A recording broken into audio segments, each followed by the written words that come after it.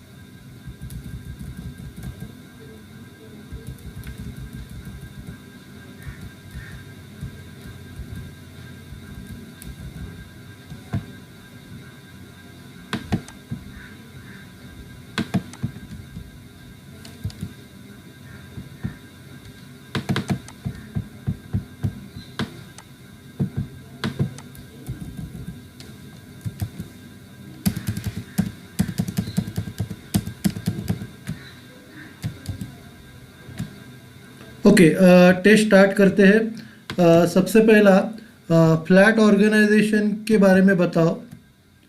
Flat organisation मतलब क्या?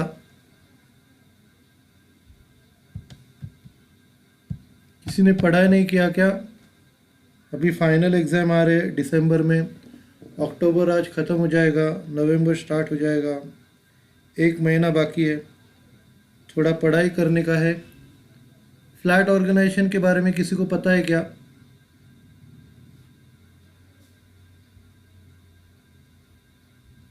तो फ्लैट ऑर्गेनाइजेशन में लेवल जो रहते हैं वो कम रहते हैं, और वो लोग ज़्यादा से ज़्यादा एम्प्लॉयज़ को अपॉइंट करते हैं एक ही लेवल के अंदर। तो अच्छा, उसके एडवांटेजेस कोई बता सकता है? फ्लैट ऑर्गेनाइजेशन के एडवांटेजेस कोई बता सकता है? तो सबसे पहला ये कॉस्टली, खर्चा कम आता है, लेस कॉस्टली। बाद में उसके मैनेजमेंट के लेवल बहुत कम रहते हैं, क्विक डिसीजन लेना पॉसिबल है, और फास्ट एंड क्लियर कम्युनिकेशन होता है। बाद में स्ट्रिक्ट सुपरविजन नहीं होता सुपीरियर का। फिर ये रूटीन एक्टिविटीज़ के लिए सूटेबल है। सुपीरियर ज़्यादा डोमिनेटिंग नहीं रहते क्योंकि सबॉर्डिनेट्स बहुत सारे रहते हैं। ओके, कोई इसके डिसएडवांटेजेस बता सकता है? डिसएडवांटेजेस डिसएडवांटेजेस में सबसे पहला कंट्रोल कम रहता है क्योंकि बहुत सारे सबॉर्डिनेट है। फिर इसके वजह से क्या है, झगड़ा हो सकता है, कंट्रोल कम है इसके लिए। बाद में रिलेशंस इतने अच्छे नहीं रहते क्योंकि बहुत ज़्यादा सबॉर्डिनेट्स है, जिससे टीम वर्क में प्रॉब्लम आ सकता है। उधर कोऑर्डिनेशन का प्रॉब्लम आ सकता है फ्लैट ऑर्गेनाइजेशन में। बाद में इधर एफिशिएंट और एक्सपीरियंस सुपीरियर्स लगते हैं सबॉर्डिनेट को मैनेज करने के लिए। कॉम्प्लेक्स एक्टिविटीज़ के लिए सूटेबल नहीं है, और परफॉर्मेंस ख़राब होता है, परफॉर्मेंस की क्वालिटी ख़राब है।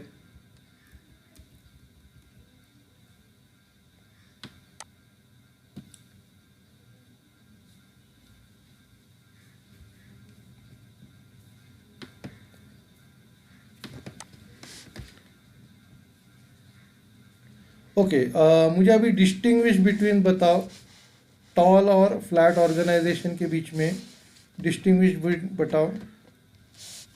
किसने पढ़ा है क्या? डिस्टिंग्विश बिटवीन टॉल और फ्लैट ऑर्गेनाइजेशन के बीच में। ओके, मैं बताता हूँ। सबसे पहला है मीनिंग। मीनिंग के बाद नंबर ऑफ सबॉर्डिनेट्स, फिर level, nature of span, cost factor, communication, coordination, ये पॉइंट्स है। फिर डिसिप्लिन है, decision making, paper work, responsibility और सुटेबिलिटी, ये पॉइंट्स है।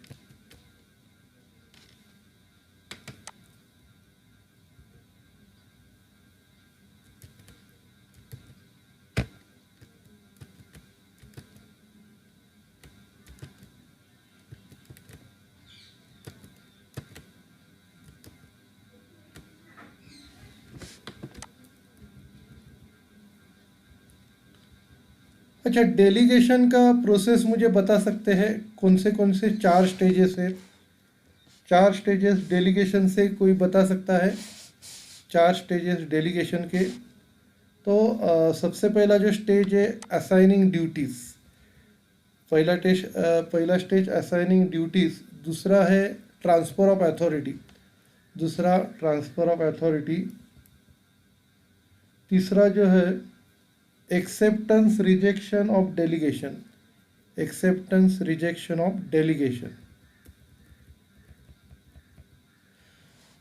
चौथा है क्रिएशन ऑफ रिस्पॉन्सिबिलिटी।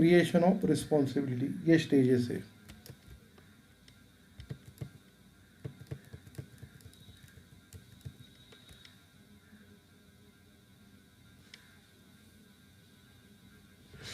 उसके बाद अगला क्वेश्चन है barriers of delegation. Barriers of delegation,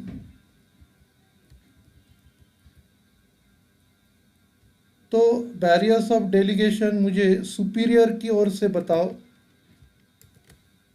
superior की ओर से क्या क्या बैरियर आते हैं बताओ। सबसे पहला है fear of being expose, fear of being expose, very good. उसके बाद अगला जो है दूसरा पॉइंट क्या है फियर ऑफ बीइंग एक्सपोज के बाद। नेक्स्ट पॉइंट है फियर ऑफ लूजिंग कंट्रोल, फिर fear of subordinate excellence, lack of confidence in subordinates, lack of ability to direct, lack of assuming managerial role when promoted, desire to dominate और other barriers। बाद में कोई difficulty on the part of subordinate बता सकता है, difficulties on the part of subordinates. सबसे पहला है fear of criticism, fear of being expose, yes इधर भी आता है ये। उसके बाद fear of losing job, lack of information and resources, lack of self confidence, lack of incentives, undue interference by superiors, over dependence on superior, poor superior subordinate relation, तो ये सब है। ओके तो ये अपना टेस्ट हो गया। अभी हम लोग अपना लेक्चर स्टार्ट करते हैं।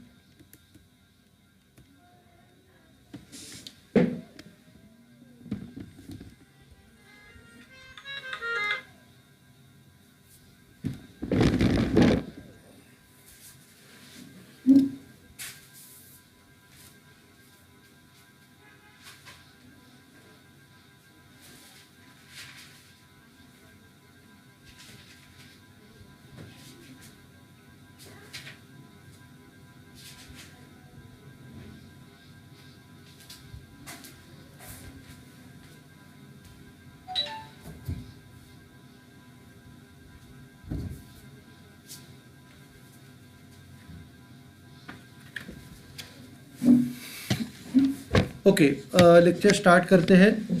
मैंने नोट्स आपको भेजा है, शेयर करता हूँ मैं।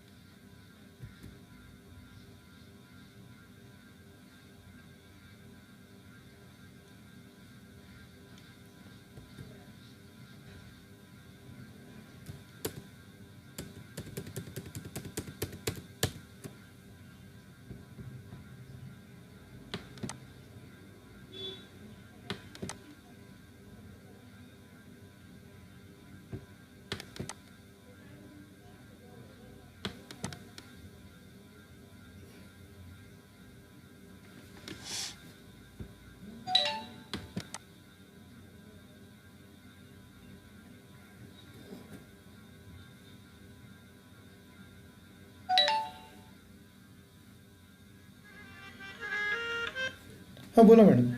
हाँ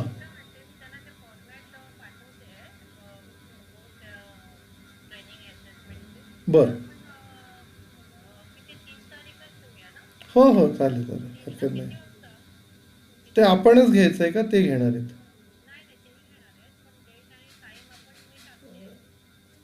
हां मग टाईम सांगा, संध्याकाळी 6-7 वाजता असं टाका. हम्म. त्यांना एकदा एक काम करा, एकदा काम करा, सगळ्यांना फोन करून घ्या, त्यांना संध्याकाळचा कुठला टाईम सगळ्यांना जो सेम असेल तो टाका.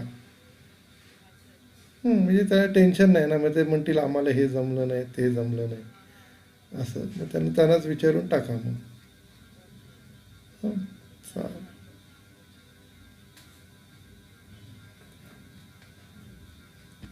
ओके सबको स्क्रीन दिख रहा है क्या? चैट बॉक्स पे लिखिए। सबको स्क्रीन दिख रहा है?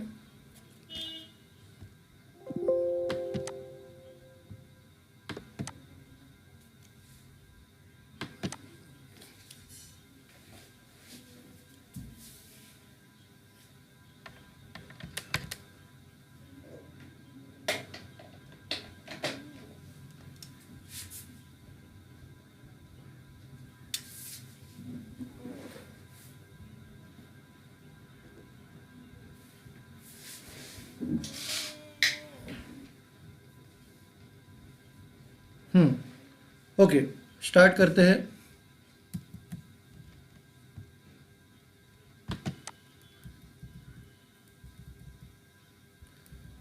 पिछले लेक्चर में हम लोग कंट्रोल्स के रिलेटेड पॉइंट्स देख रहे थे, कैरेक्टरिस्टिक्स ऑफ मैनेजरियल कंट्रोल। उसमें सेकंड पॉइंट अपना control is a continuous process, ये ख़त्म हो गया था। अभी नेक्स्ट पॉइंट जो है कंट्रोल इन्फ्लुएंस एम्प्लॉयज़। तो कंट्रोल से क्या होता है, एम्प्लॉयज़ लोग इन्फ्लुएंस होते हैं। अ goods control system act as a influencing force whereby employees tend to perform effectively and efficiently as per the plan। तो एक अच्छा कंट्रोल रखने से क्या हो जाता है, एम्प्लॉयज़ लोग इन्फ्लुएंस हो जाते हैं और उससे वो लोग क्या है कि अपना जो परफॉर्मेंस इफ़ेक्टिवली और एफिशिएंटली करके दिखाते प्लान्स के हिसाब से। This is because control facilitates performance appraisal. तो क्योंकि कंट्रोल के वजह से परफॉर्मेंस अप्रेजल होता है और परफॉर्मेंस अप्रेजल प्रमोशन या इंक्रीमेंट के लिए यूज़फुल है। तो परफॉर्मेंस अप्रेजल के वजह से एम्प्लॉयज़ इन्फ्लुएंस हो जाते हैं। नेक्स्ट पॉइंट है कंट्रोल प्रोसेस इज़ यूनिवर्सल। तो ये सब जगह कंट्रोल प्रोसेस सब जगह होता है।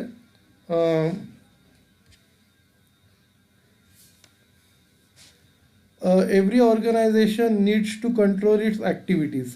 सभी ऑर्गेनाइजेशन को एक्टिविटीज़ को कंट्रोल करना पड़ता है। Again managers at all levels needs to control the performance of their activities. और सभी लेवल के मैनेजर्स को सबॉर्डिनेट्स का परफॉर्मेंस कंट्रोल करना पड़ता है। तो इसके लिए कंट्रोल का यूनिवर्सल एप्लीकेशन है। नेक्स्ट पॉइंट है फैसिलिटेट्स डायरेक्शन। तो control as a function of management facilitates direction of action. तो कंट्रोल एक मैनेजमेंट का फंक्शन है जो डायरेक्शन को फैसिलिटेट करता है। Efforts are directed at purposeful activities. जो हम लोग एफर्ट्स करते हैं उससे कुछ पर्पस निकलता है। Unwanted activities are avoided. और उससे क्या है कि हम लोग अनवांटेड एक्टिविटीज़ है उसको अवॉइड करते हैं। नेक्स्ट पॉइंट है इफ़ेक्टिव यूज़ ऑफ रिसोर्सेज। मतलब जो रिसोर्सेज अपने पास है वो कम रहते हैं तो उसका मैक्सिमम यूज़ करना चाहिए। Control helps to make optimum use of resources. Control से हम रिसोर्सेज का मैक्सिमम यूज़ कर सकते हैं। wasteful expenditure and wastages of material and other resources is minimized because of effective control। तो जो भी वेस्टफुल खर्चा है या मटेरियल का जो वेस्टेजेस है उसको हम लोग मिनिमाइज कर सकते हैं इफ़ेक्टिव कंट्रोल के वजह से। नेक्स्ट पॉइंट है helps manager to recognise change. मतलब मैनेजर को हेल्प करते हैं जो भी चेंज हो गया है उसको पहचानने में। Control function helps manager to recognise the need for a change. मतलब कंट्रोल फंक्शन की वजह से अपने को एक चेंज की ज़रूरत है ऐसा मैनेजर को महसूस होता है। At finds manager find it difficult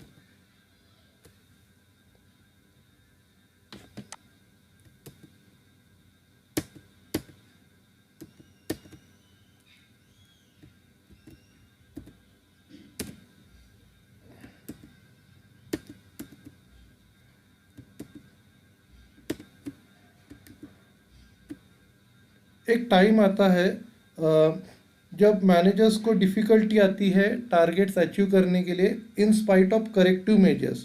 तो तभी मैनेजर को कुछ चेंज करना है, ऐसा रियलाइजेशन होता है. This may be because the managers are concentrating on those products और markets which are not in their line of business. कभी कभी क्या होता है कि मैनेजर जो रहते हैं वो उन प्रोडक्ट्स पे कॉन्सेंट्रेट करते हैं या उन मार्केट पे कॉन्सेंट्रेट करते हैं जो उनके बिजनेस के पार्ट नहीं है. ठीक है, तो आप क्या करो, इधर तक पढ़ के लो, बाद में हम लोग आगे बढ़ते हैं.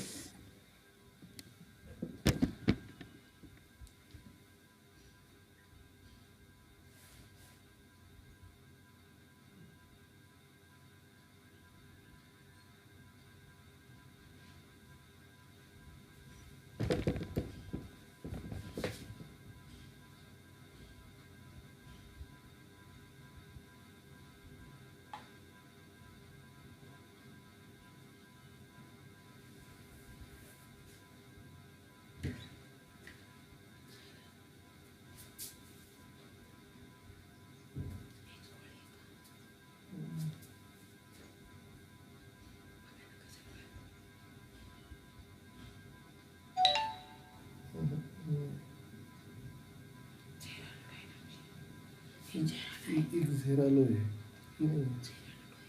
नाही. हो हो.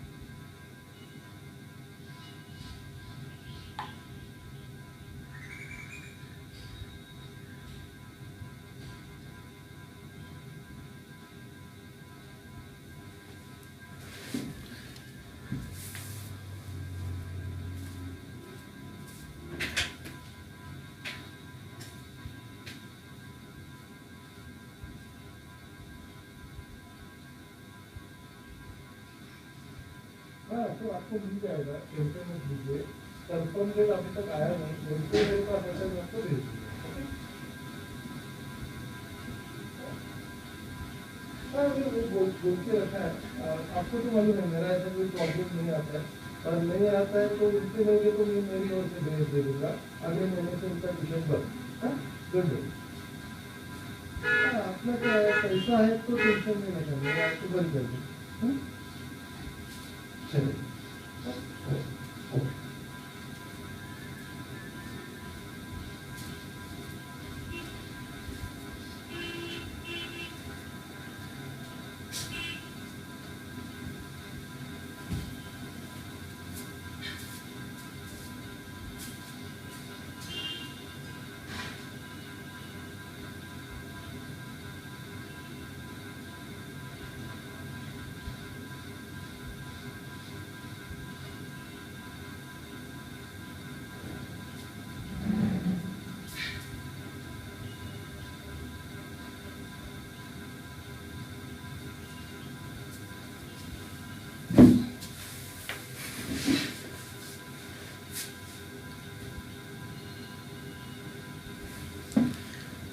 ओके, हम लोग आगे आगे बढ़ते हैं.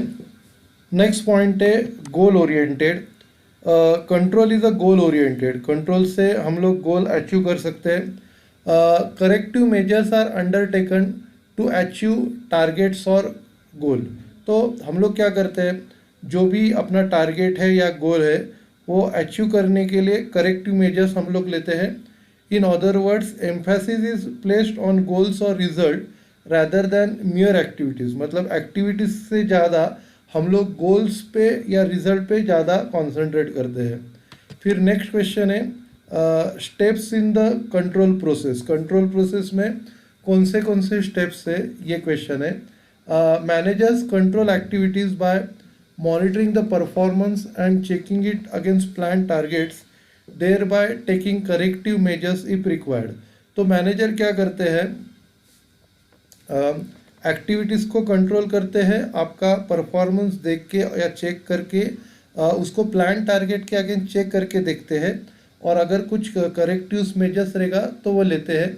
अब ये स्टेप सबको दिखाई दे रहा है, selling target, implementation, measurement, comparison, deviation, listing measures, implementing measures और फॉलोअप। अभी हर एक मेजर हम लोग देखेंगे स्टेप बाय स्टेप।